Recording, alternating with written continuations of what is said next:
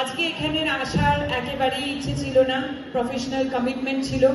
আমাদের টিম থেকে বিশেষ করে রাজ চেষ্টা করেছিল যাতে আজকে এই প্রোগ্রামটা ক্যান্সেল করা যায়, বাট তোমরা সবাই চেয়েছিলে যে আমরা এখানে আসি, তাই জন্য আসতে হয়েছে, কমিটমেন্ট পূরণ করার জন্য আসতে হয়েছে।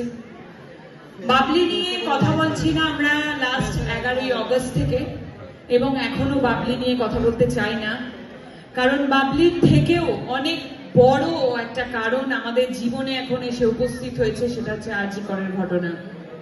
বাবলির মতো এরকম ছবি আসবে যাবে, ছবি আসবে, অনেক ছবি হবে।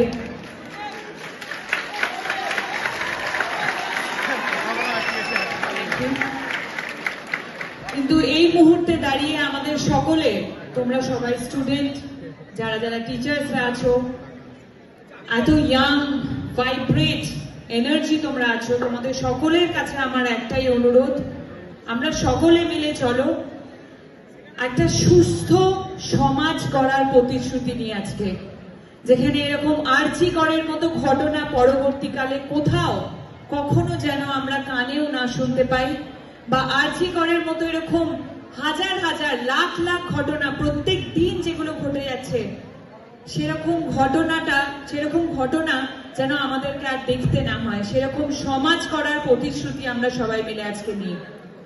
আশা করব তোমরা সবাই বুঝবে, আর আশা করব তোমরা সবাই, আমরা বহুবার পথে নেমেছি, আই এম শিওর তোমরাও সবাই পথে নেমেছো এবং পথে নামতে চাও, কারণ আমরা সবাই আরজি করের জন্য ন্যায় বিচার চাই। কি চাই তো? এবং আজকের এই মঞ্চ হোক আরজি করের নামে উৎসর্গ। আরজি করের জন্য একবার জাস্ট বলতে চাই, we want thank you so much. সবাই খুব ভালো থেকো, সকলকে ভালো রেখো এবং মানসিকভাবে সবাই সুস্থ থেকো। Thank you.